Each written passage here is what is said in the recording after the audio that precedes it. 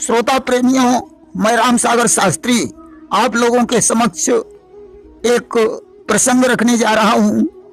सम्राट हर्षवर्धन की कथा। देखिए, किसी समय थानेश्वर हरियाणा क्षेत्र में महाराज प्रभाकर वर्धन का शासन था। प्रभाकर वर्धन न्यायी और धर्मात्मा राजा था। उसकी पत्नी का नाम यशोमती था। यशोमती ने कालांतर में 2 पुत्र और 1 पुत्री को जन्म दिया, जिनमें बड़े पुत्र का नाम राजवर्धन और छोटे पुत्र का नाम हर्षवर्धन था। हर्षवर्धन से छोटी बहन थी जिसका नाम राजश्री था। राजा प्रभाकर वर्धन ने राजश्री का विवाह कन्नौज में गृहवर्मन के साथ कर दिया। राजवर्धन उत्तरापथ पर हूणों के आक्रमण को विफल करने के कार्य में लग गए और हर्षवर्धन शिकार खेलने के प्रेमी थे। अतः एक बार की बात है, वे घोड़े पर सवार होकर शिकार खेलने के लिए जंगल में चले गए कि एक दिवस सो चले शिकारा, सघन विपिन माज्यों पगुधारा। एक बार की बात है, राजकुमार हर्षवर्धन शिकार खेलने के लिए ज्यों एक जंगल में पहुंचे, त्यों ही एक सेवक ने आकर बताया कि राजकुमार, आप शिकार में व्यस्त हैं, घर में बड़ा अनर्थ होने वाला है। तुम्हारे पिता प्रभाकर वर्धन की तबीयत बहुत खराब है। भगवान न करे कोई अनर्थ हो जाए। अब तो पिता की बीमारी का समाचार सुनकर हर्षवर्धन तत्काल वहां से भाग खड़े हुए। उन्होंने प्रसिद्ध वैद्यों के द्वारा उनका इलाज करवाया, परंतु हालत में कोई सुधार नहीं हुआ।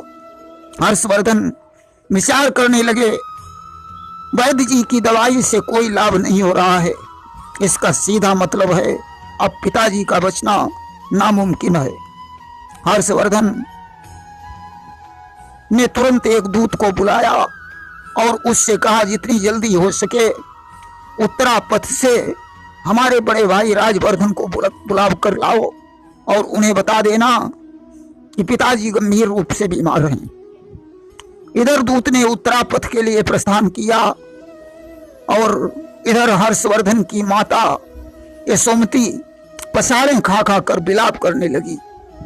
सत्य ही कहा गया है कि सारे सुख संसार दिखाए, सजनी सुखी सजन बिन नाई। बादल गरज गरज घिर छाए, खेती हरी झरन बिन नाई। पक्षी पिंजड़े में अकुलाए, सच्ची मौज गगन बिन नाई। जीवन है वश जीवन धन से, जीवन जीवन धन बिन नाई। बिना पति के पत्नी का जीवन निरर्थक है। कहा गया है कि बिना पति सूना है संसार, कि जब लहू पति है तब लहू पत है। बिन पति विपति हजार, बिना पति सूना है संसार। कि पति बिन सूनी मांग, पुत्र बिन है घर सूना। 2 मुक्ति के मार्ग, 2 बिन है दुख दूना। पत्नी वही भाग्यशाली है जो पति के आगे मर जाए। कहा गया है कि पत्नी वही बड़ु भागिन है जो पति के आगे मरती है। संपूर्ण शास्त्र यह कहते हैं, वह भव सागर से तरती है। आज यशोमती ने विचार किया, मेरे पति की मृत्यु के बाद, मृत्यु बाद में होगी, मैं पहले ही चिता बनाकर जल जाऊंगी। हर्षवर्धन ने माता को बहुत कुछ समझाया, परंतु उन्होंने अपना निर्णय नहीं बदला। प्रभाकर वर्धन के मरने से पहले ही उन्होंने अपने शरीर को अग्नि में भस्मसात कर दिया। हर्षवर्धन अपनी माता के वियोग में बहुत दुखी हो गए। उस समय बाद हर्षवर्धन के पिता की भी मृत्यु हो गई। अब तो उनका दुख दूना हो गया। पिता का अंतिम संस्कार करने के पश्चात हर्षवर्धन दुखी मन से राजमहल में लौट आए। वहीं से राजवर्धन के हृदय में वैराग्य उत्पन्न हो गया। उन्होंने विचार किया यह संसार असार है, इसमें दुख के सिवा सुख नहीं मिल सकता। उन्होंने अपने छोटे भाई हर्षवर्धन से कहा, अनुज अब तुम इस राज्य को संभालो, मैं भगवान का भजन करने के लिए जा रहा हूं। हर्षवर्धन ने कहा, नहीं भैया, आप वैराग्य नहीं ले सकते हैं, इस राज्य सिंहासन पर तुम्हारा अधिकार है, मैं बिना तुम्हारे अकेला रह जाऊंगा, मुझे सिंहासन की नहीं तुम्हारी जरूरत है। राजवर्धन ने सन्यास का विचार बदल दिया और शुभ मुहूर्त में उस राज सिंहासन पर आसीन हो गए। प्रजा में जय जयकार होने लगी। उसी समय एक दूत ने आकर राजवर्धन को सूचना दी कि मालव नरेश देवगुप्त ने तुम्हारी बहन राजश्री के पति गृहवर्मन की हत्या कर दी और तुम्हारी विधवा बहन को बंदी बना ले गया। अब तो राजवर्धन क्रोधित होकर कन्नौज की तरफ भाग खड़े हुए। वहां पहुंचकर उन्होंने गौर नरेश शशांक को पराजित कर दिया। शशांक ने राजवर्धन से मित्रता कर ली और धोखे से रास्ते में जाते हुए उनकी हत्या कर दी। जिस समय हर्षवर्धन को भाई के वध की सूचना मिली तो उनका खून खौल उठा कि जब एक लहू है दोनों का तो आए क्यों कर जोश नहीं, भाई भाई की विपदा में रह सकता है खामोश नहीं। उन्होंने प्रतिज्ञा की कि लेकर शरण रज आर्य की करता प्रतिज्ञा आज मैं निर्मूल कर दूंगा धरा से अधम गौड़ समाज में। हर्षवर्धन ने विशाल सेना एकत्रित की और उससे लड़ने के लिए चल पड़े। उसी समय उनके सेनापति भंडी ने बताया कि राजश्री जंगल की ओर गई है, दुश्मन उससे छोड़कर भाग गए हैं। हर्षवर्धन अपनी बहन राजश्री की खोज में निकल पड़े। जंगल में हर्षवर्धन को एक भिक्षु मिल गया। हर्षवर्धन ने उससे पूछा, क्या तुमने हमारी बहन को देखा है? भिक्षु ने कहा, राजकुमार शीघ्रात शीघ्र चले जाओ, तुम्हारी बहन जंगल में चिता बना रही है, यदि देर हो गई तो वह जलकर भस्म हो जाएगी। हर्षवर्धन ने अतिशीघ्र वहां प्रस्थान किया। देखा राजश्री चिता बनाकर उसमें कूदने के लिए उद्यत है। हर्षवर्धन सावधान करते हुए बोले कि सावधान करना न तुम, यूं अपना अवसान, आत्मघात से है नहीं कोई पाप महान।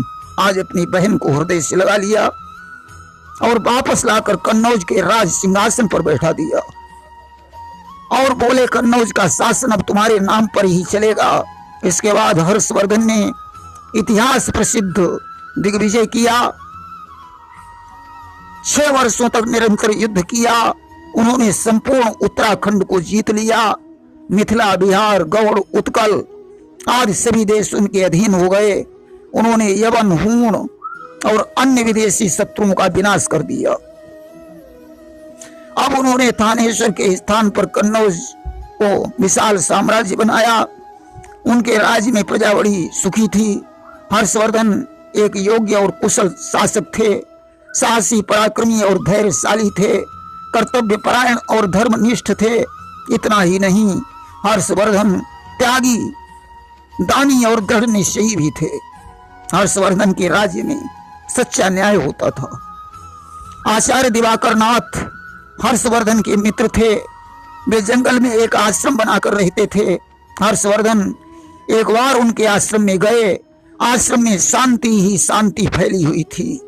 हर्ष ने कहा कि कैसी मनोरम शांति है, चारों तरफ छाई हुई थी, शैल स्रोतों की मधुर जलगंध मंडराई हुई। इतना सुख तो उन्हें राज दरबार में नहीं मिलता था। एक दिन की बात है, राजश्री ने हर्षवर्धन और आचार्य दिवाकर नाथ के समक्ष अपना विचार प्रस्तुत किया। उसने कहा, मेरा हृदय चाहता है मैं कासाय वस्त्र धारण करके भिक्षुणी बन जाऊं और भगवान बुद्ध की सेविका बनकर बौद्ध धर्म का प्रचार करूं। राजकाज देखने के लिए हर्षवर्धन ही काफी हैं। आचार्य दिवाकर नाथ ने कहा, देवी, वस्त्र धारण करने से कोई सन्यासी नहीं होता। बिना कासाय वस्त्रों के मानव कल्याण में लगी रहो, यही सच्ची संतता है। इस उपदेश को सुनकर राजश्री मानव सेवा में लग गई।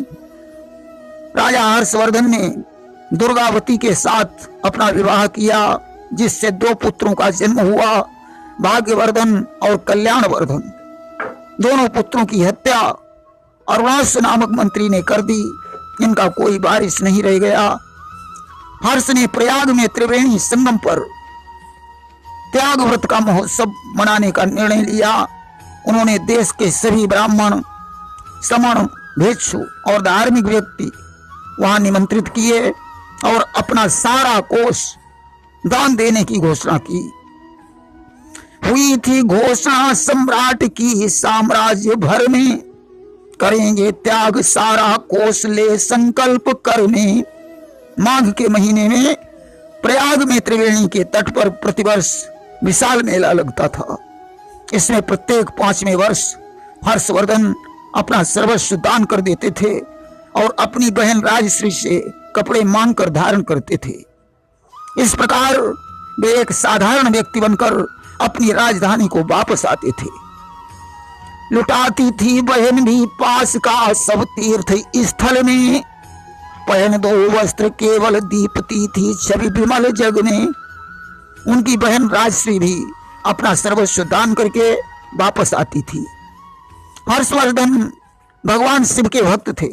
बाद में इन्होंने बौद्ध धर्म ग्रहण कर लिया था।